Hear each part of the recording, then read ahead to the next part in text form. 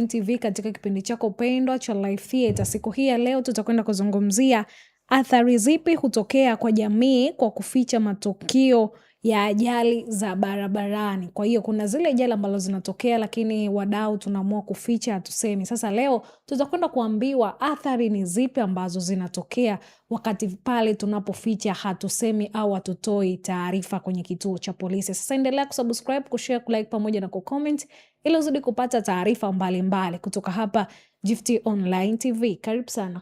Asante sana.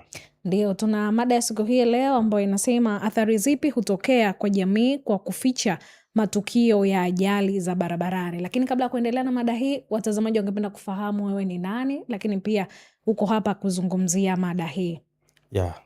Mimi kwa majina naitwa Sergeant Omari Msuya. Ndio. Natoka kitengo cha elimu kwa umma mkoa wa Kilimanjaro. Karibu.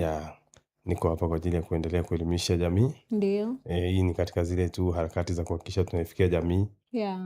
Ni pamoja na kudumisha ile dhana yetu ya polisi jamii. Okay. Kwa kupitia kipindi hichi, ndio, naamini kabisa jamii itafaidika kabisa na itapata uelewa mkubwa. Ndio. Kuhusiana na mada yetu hivyo kama ulivyoitambulisha kwamba ni madhara yapi jamii inaweza kuipata kwa kutoripoti hizi ajali za usalama barabarani zinapokuwa zimetokea. Ndio. Kwa kwanza leo mada yetu, ndio, kwanza tujue nini maana ya ajali za barabarani. Okay, sawa. Ajali za barabarani tunasema ni yale matukio ambayo yanatokea barabarani bila kutarajiwa. Ni kitu ambacho kinatokea bila kutarajiwa, ambacho kinakuwa sasa kinahusisha ni gari au pikipiki au baiskeli, msukuma mkokoteni au mtembea kwa miguu, ambacho sasa kinaweza kuwa kimeleta madhara kwa binadamu, kwa mali au miundombinu. Kwa hiyo tunaona ajali tafsiri yake ni hiyo. Okay, sawa. Sasa tuangalie ni madhara gani sasa kwenye jamii wasipokuwa wanaripoti matukio ya ajali pindi hizi ajali zinapokuwa zimetokea. Madhara ya kwanza ambayo yanakuwa yanatokea ni watu kupoteza maisha. Ajali inapokuwa sasa imetokea haijaripotiwa kwa wakati, inaweza kusababisha pia watu wengi wakapoteza maisha kwa sababu tu wanakuwa pia hawapati ule msaada kwa wakati. Ajali inapokuwa imetokea ikaripotiwa kwa wakati kwa polisi labda, kwamba jamani, kuna ajali imetokea sehemu fulani, imehusisha chombo fulani labda na mtembea kwa miguu. Kwa hiyo pale sasa jeshi la polisi wanachukua hatua za haraka. Labda kama ni kufika eneo la tukio kwa haraka zaidi, na wanapofika pale ni kusaidia wale majeruhi. Au ni kuwasiliana labda na wenzetu wa hospitali, ambulance. Inafika eneo la tukio kwa haraka. Kwa sababu ndani ya dakika 5 unaweza kumchelewesha mtu na akapoteza maisha. Kwa sababu labda ya kutokwa na damu nyingi. Kwa hiyo sasa ajali inapokuwa imeripotiwa kwa wakati inasaidia pia kuokoa haya maisha. Kwa hiyo isiporipotiwa kwa wakati, watu wengi wanaweza wanapoteza maisha kwa sababu tu ya kutokuripotiwa kwa hizo ajali. Hapo umesema inaporipotiwa haraka una uwezekano wa kumsaidia yule mtu. Vipi kama ijaripotiwa lakini wale mashuhuda wale pengine ni watu ambao walikuwa wanatembea barabarani, wanatumia hiyo barabara, wakamchukua mtu yule wakamkimbiza hospitali kwanza, kwani pale hawezi kuokoa maisha? Watakuwa wameokoa maisha. Lakini sasa ajali inapotokea, mtu anapokuwa labda amepata madhara, labda ni binadamu kaumia, au ni chombo cha mtu kimeharibika, alafu taarifa zikafichwa. Sasa unakuta labda tuchukulie yule mtu labda alipoteza fahamu. Anapokuja sasa kupata fahamu, anahitaji sasa labda kudai fidia. Fahamu zimemrudia, sasa anajua haki zake kwamba anahitaji kupata fidia. Na ile ajali ilifichwa. Kwa yule mtu sasa, kwa sababu ile ajali haijaripotiwa, anaweza pia akajikuta kuna baadhi ya haki zake zinapotea. Kwa hiyo sababu kubwa hapo tukizungumzia hiyo, tunazungumza kwamba kwa upande wa wewe ambao umepata matatizo, zile fidia ambazo ulipaswa kupata hautozipata kwa wakati. Kwa sababu sasa kama ajali haijaripotiwa, mmeficha hiyo ajali. Baadaye sasa mnagundua kumbe tunahitaji kumbe tunaweza kudai fidia. Labda mmeenda mmemaliza ajali yenu kienyeji huko, mmefika wakati pia mmeshindwana Mmeenda mmehudumiana, labda mimi nitakutibu tu. Amefika yule mtu amekutibu, gharama zimekuwa kubwa. Labda ameshindwa sasa. Na wewe hujapona, labda umpata ulemavu wa kudumu. Unaambiwa kuna haki zako, unaweza ukalipwa labda na bima. Sasa ile ripoti ile ajali haikuripotiwa sasa. Kwa hiyo sasa unapokuja kuripoti pia, polisi tunakuwa tunapata mkanganyiko. Mbona ajali miezi 6 ajali haijaripotiwa? Tunapata shida sasa kuripoti, kuanza kupeleleza, kujua ile ajali ilitokea wapi na nini. Kwa hiyo sasa pia unakuwa nayo kuna baadhi ya haki unaanza kujipotezea. Kwa sababu pia labda bima au kisheria kwanza ajali inatakiwa iripotiwe ndani ya masaa 12.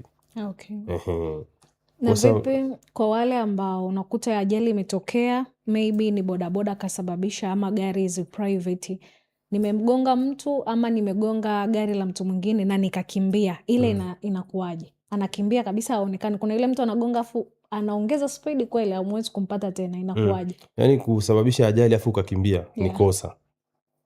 Kwa hiyo unapokuwa umesababisha ajali ukakimbia, polisi sasa wanakuwa wanakutafuta. Pindi wanapokukamata, taratibu zingine zinaendelea za kisheria sasa. Unamtafutaje wakati hujamuona na wakati wa ajali inatokea wewe haukuwepo ile eneo la tukio? Ajali inapotokea kuna kuwa na mashuhuda labda wameona. Wanaweza kuwa wamenoti zile namba za gari, ni chombo fulani. Yaani hata wakitoa tu zile dalili kwamba chombo fulani kiko labda ni gari labda aina ya Mazda nyeusi imekimbilia kuelekea uelekeo fulani. Sasa sisi polisi kwa kuwasiliana kwa kupitia taarifa zile tunaweza pia tukafanya uchunguzi na tukakukamata. Na ilishawahi kutokea story ya design hiyo, mkamkamata mtu ambaye tayari alifanya tukio, maybe mtu alifariki ama alipata ulemavu wa kudumu akakimbia na nyie mkampata? Ishawahi kutokea mara nyingi. Unakuta ajali imetokea. Ajali inapotokea pale labda mtu labda kagonga mtu, yani gari limegonga mtu. Lazima tu kuna viashiria vinaweza vikabaki pale. Mfano mzuri, kuna ajali moja ilitokea, dereva kagonga akakimbia. Kumbe plate number imedondoka. Hakujua sasa. Katika upelelezi tukagundua plate number ilibaki eneo la tukio. Kwa hiyo ikawa ni rahisi tukamkamata mtu yule. Kwa hiyo mwingine side mirror imedondoka. Amesahau kwamba kwenye side mirror kuna kuwa na zile namba. Yes. Kwa hiyo inakuwa inarahisisha upelelezi. Na pale ambapo nilikimbia kama huyo ambapo umemkamata, anakuwa na adhabu ile moja ya kugonga yule mtu ama kugonga chombo cha gari, ama mtamwadabisha kwa adhabu mara mbili, ya kusababisha ajali lakini pia ya kukimbia eneo la tukio? Pale sasa kwanza kutokuripoti ajali na kukimbia, ile ni kosa lingine.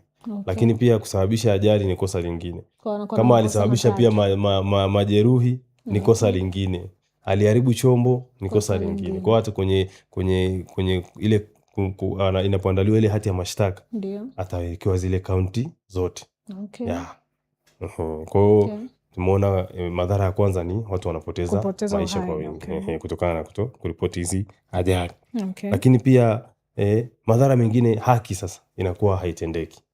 Inakuwa haki haitatendeka. Kwa sababu mnapokuwa sasa ajali imetokea, hamjaripoti, kuna mtu kapata madhara, ana haki labda ya kupata fidia kutokana na yale madhara ambayo alikuwa amepata kwenye kile chombo ambacho kilikuwa kimemsababishia ile ajali, kwa sababu vyombo vinakuwa vina bima. Sasa mnapoficha ile ajali, mnakuwa mnapoteza haki ya yule mtu, au mtu alifariki, ile familia yake ilikuwa inaweza kwenda kudai fidia. Hata kama kile chombo kilikuwa hakina bima, basi yule mtu aliyesababisha anaweza kulalamikiwa mahakamani na akalipa fidia. Na vipi kuna zile ajali unakuta aliyegonga na aliyegongwa wote wamefariki pale pale, ile inakuwaje? Inapokuwa sasa aliyegonga na aliyegongwa wote wamefariki, kwa hapo sasa tunasema, unajua kesi lazima iwe na mlalamikaji na mtuhumiwa. Kwa hiyo inapokuwa hakuna mlalamikaji wala mtuhumiwa, kesi inakuwa sasa automatic kama inakuwa imefika mwisho. Lakini wale sasa ndugu wale wahusika ambao sasa wanakuwa wamefariki, wana uwezo pia wakwenda kudai labda bima. Kama vile vyombo vilikuwa vina bima, wanaweza kwenda kudai zile bima wakapata fidia. Okay. Hata kama mtuhumiwa amefariki. Sasa hapo gari lako tuseme ni mimi na wewe, gari lako limepata shida, yani ile tukijua mfano zigongane mpaka mtu apoteze maisha, tayari gari limeumia kwa asilimia kubwa. Gari lako limeharibika sana, gari langu limeharibika sana, pale inakuwaje? Fidia hizo let's say zote zina bima zitatoka pande zote mbili ama yule aliyesababisha? Mara nyingi anayekuwa anafidiwa ni yule ambaye amesababishiwa. Okay. Lakini kama sasa hivi vyombo vilikuwa vina bima, kwa sababu bima ziko za aina tofauti. Kwa hiyo kuna hiyo third party. Okay. Lakini pia kuna comprehensive. Okay. Kwa hiyo kama zile gari zilikuwa zina comprehensive, basi wanaweza wakafidiwa wote. Okay. Lakini kama ilikuwa zina third party peke yake, basi yule ambaye alisababishiwa ndio anaweza kufidiwa. Naam. Okay, sawa. Mtazamaji wa Gift Online TV, tunazungumza ni madhara yapi ambayo ajali pale matukio ya ajali yanapofichwa. Kwa hiyo siku ya leo mdhamini mkubwa wa kipindi hiki ni Maji ya Uzima. Maji haya yanapatikana ndani ya huduma tu. Huduma hii ni huduma ya Mlima Moria Ministry iliyoko chini ya mtumishi wa Mungu Gideon wa Maili Sita. Huduma hii ipo mkoani Kilimanjaro. Kama unatokea Moshi mjini, Marangu, himo njia panda, utafika stendi, utapanda haisi za kuja Maili Sita, haisi za kwenda Sanya, Sadala, Boma pamoja na Arusha. Utashukia kituo cha mashine, utakutana bango kubwa la ratiba za ibada. Siku za ibada mahali hapa ni Jumatano, Ijumaa pamoja na siku ya Jumapili. Siku ya Jumapili ni saa 6:30 mpaka saa 10:30, lakini siku ya Jumatano na Ijumaa ni saa 8 mpaka saa 11. Nyote mnakaribishwa. Maji haya uyaweza kupata sehemu nyingine tofauti na ndani ya huduma hii ya Mlima Moria Ministry iliyoko chini ya mtumishi wa Mungu Gideon. Sasa ni wakati wako, changia mada hapo kwenye comment. Tuma comment yako, uliza swali ama changia mada kwa siku hii ya leo tunachokwenda kuzungumza. Sawa, ningependa tuendelee na madhara mengine. Madhara mengine sasa ambayo yanakuwa yanapatikana katika jamii. Okay. Pindi wanapokuwa sasa wanaficha hizi ajali. Ndio. Madhara mengine ni kwamba ajali zinakuwa sasa zinajirudia. Okay. Kwa maana gani? Kwa maana kwamba labda eneo huwa linatokea ajali mara nyingi. Okay. Lakini watu wanakuwa wanaficha. Na sababu labda ya ile ajali unakuta labda ni labda eneo lile lilikuwa sio eneo la makazi. Okay. Sasa limeshakuwa ni eneo la makazi, watu wameshajenga, watu wameshaongezeka. Ndio. Watu eneo lile wanapita spidi. Okay. Hakuna labda matuta. Okay. Hakuna vivuko vya waenda kwa miguu. Labda hakuna vibao vya kudhibiti mwendo. Okay. Kwa sasa watu wanapokuwa wanaficha hizi ajali, zile ajali zinakuwa zinatokea tu mara kwa mara ile eneo. Kwa sababu gani? Serikali au jeshi la polisi linakuwa sasa linashindwa kutambua kile chanzo cha ajali kwenye eneo lile, kwa sababu ajali zinakuwa zinafichwa. Lakini sasa wanapokuwa wanaripoti hizi ajali, ni rahisi kuchukua hatua kwamba bana, eneo lile chanzo cha ajali inasababishwa na nini? Mwendo kasi. Eneo lile sasa kwa sababu kumeshakuwa na watu wengi, basi kuwekwe kivuko cha waenda kwa miguu. Okay. Au eneo lile kuwekwe taa za barabarani. Okay. Au eneo lile kuwekwe kibao cha kudhibiti mwendo na mambo kama hayo. Kwa hiyo sasa wanapokuwa hawaripoti, kwa zile ajali zinaweza zikawa zinajirudia. Okay. Kwa sababu tu ya watu kuficha zile ajali. Sasa serikali, jeshi la polisi pia linashindwa kutambua sababu ni nini. Okay. Hiyo nayo ni madhara mengine ambayo yanakuwa yanapatikana.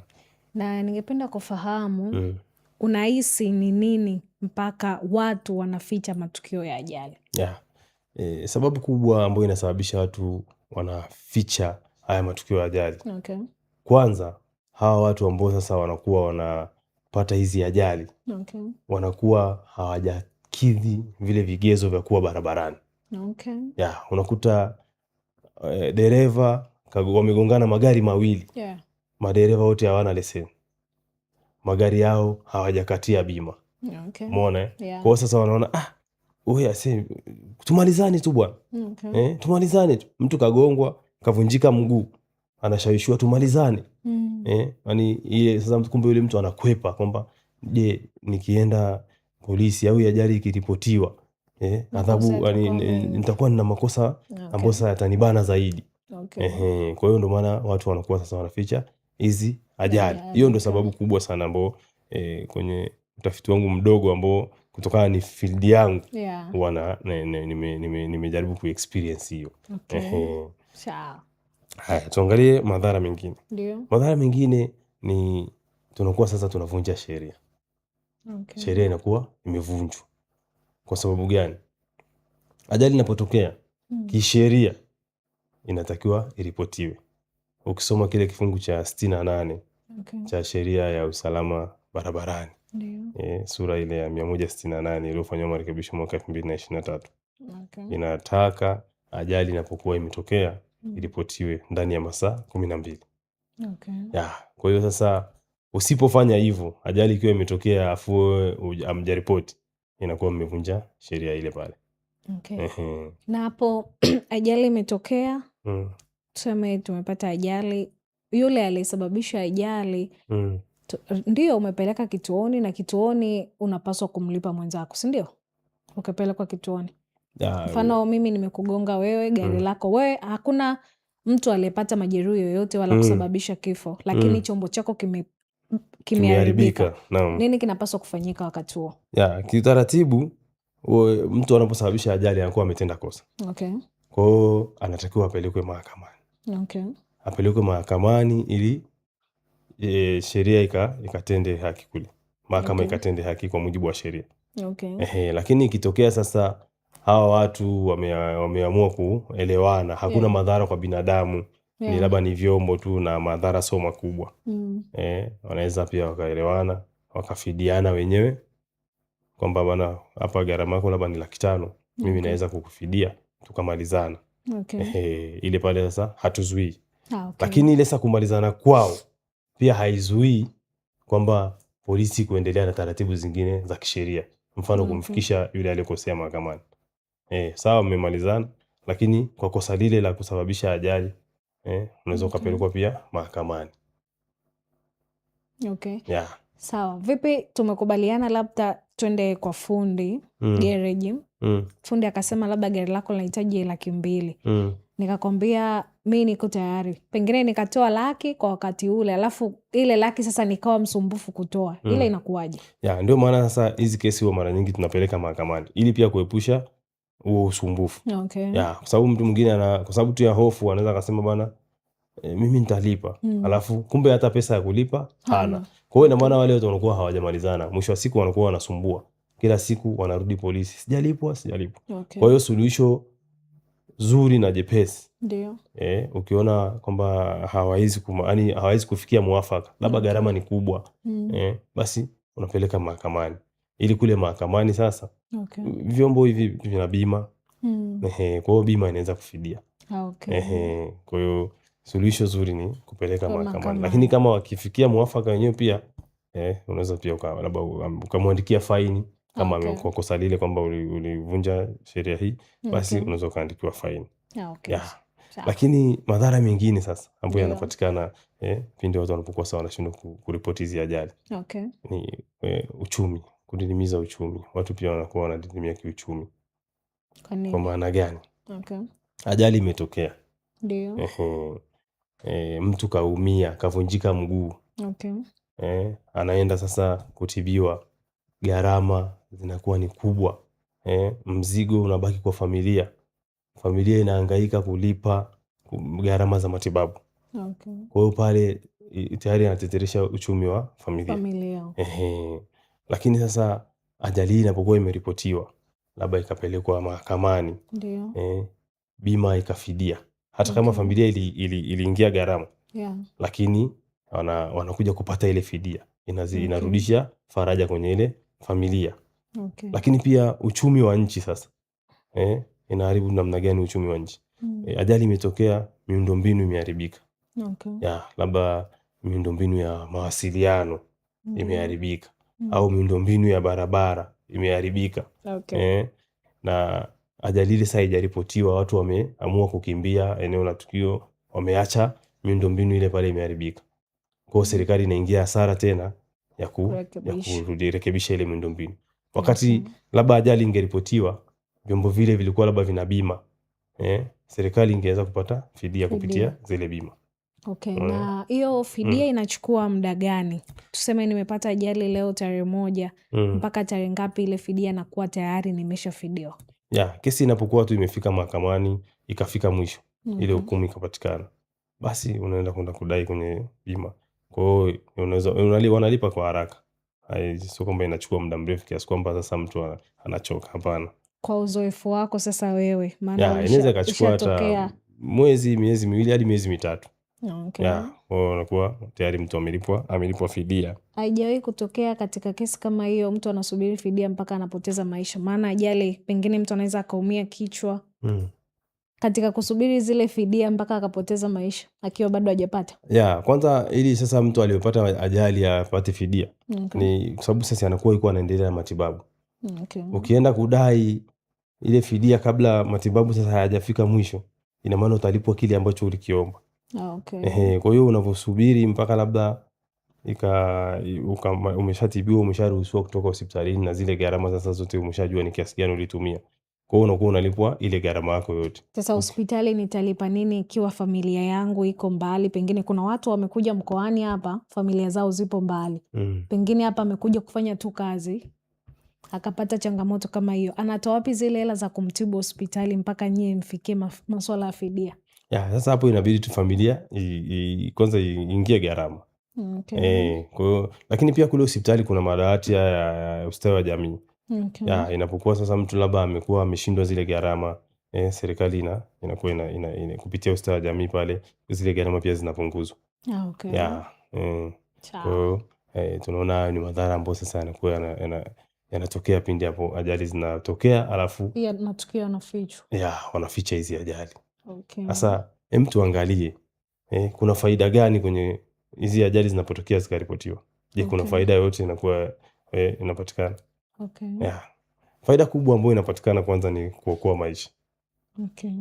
Pindi unapokuwa sasa unaripoti hizi ajali, ajali imetokea, imesababisha madhara kwa binadamu, watu wameumia. Kwa hiyo inavyoripotiwa ile ajali, hatua zinachukuliwa kwa haraka.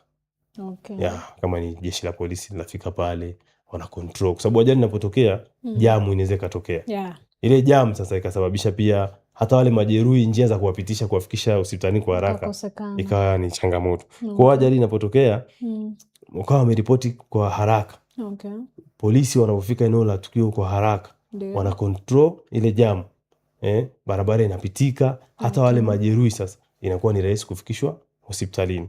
Hiyo ni faida ambayo pia inapatikana kwenye kuripoti hizi ajali.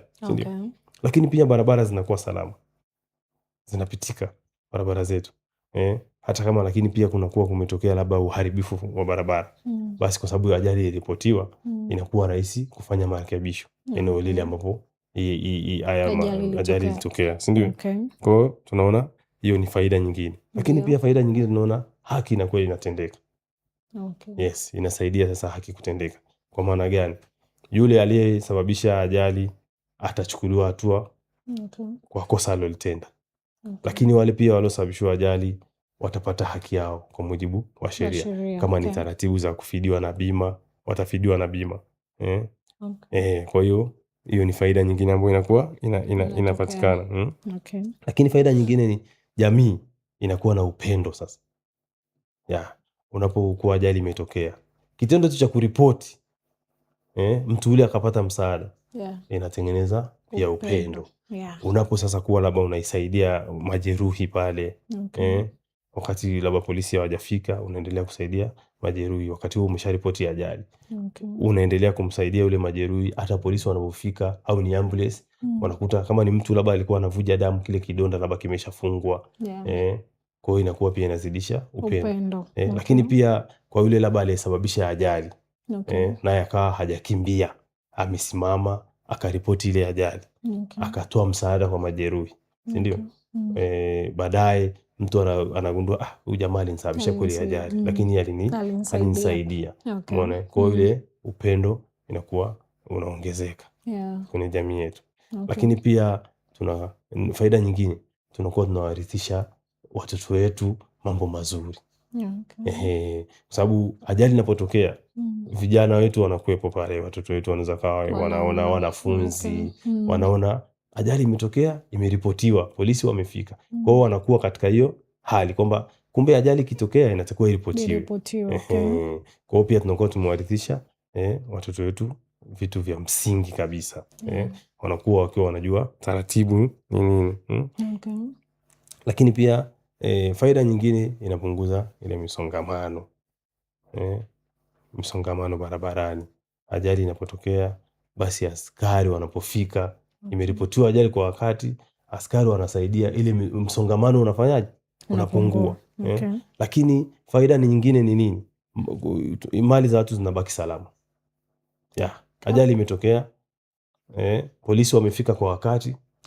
Pale kunakuwa saa ingine kuna mali za watu, vile vyombo, lakini kuna wale labda majeruhi, wanakuwa wako pale wana mali zao, labda walikuwa wanasafiri, wana mali zao, kwa hiyo zinakuwa zinahifadhiwa sehemu salama. Kwa hiyo ni faida ambayo pia inapatikana hizi ajali zinapotokea zikaripotiwa kwa wakati. Lakini hapo kuna wale ajali inatokea na wengine inakuwa ni fursa kwao. Fursa kivipi? Fursa kwa upande wa kuiba vitu vya watu. Unakuta mtu ajali imetokea, mashuhuda sasa wanakimbilia simu, pochi, kumsachi dereva, kusachi kwenye gari. Watu wale mnawaambia nini ama adhabu yao ni ipi? Ajali inapotokea sasa wewe ambao uko ni shuhuda labda wa ajali au umepita kwa kuta ajali imetokea, wewe badala ya kutoa msaada unaanza kuchukua vitu vya wale madhura. Inakuwa ile ni kosa kwa mujibu wa sheria. Kwanza unakuwa unatweza hata utu wale watu waliopata madhara. Kwa hiyo kwanza unakuwa umetenda kosa la wizi ambao ni kinyume na sheria ya kanuni ya adhabu. Ndio. Kwa hiyo ukibainika utawajibishwa kwa mujibu wa sheria. Kwa hiyo inapotokea ajali, watu wafiki kwa ajili ya kutoa msaada. So kwa ajili ya kwenda kufanya uhalifu. Yaani tatizo limetokea lakini na yeye anaingiza kitu kingine. Badala ya kusaidia na yeye anakuwa mmoja wa kuchangia tatizo kuzidi. Yaani hiyo ni kitu kibaya sana. Kibaya sana.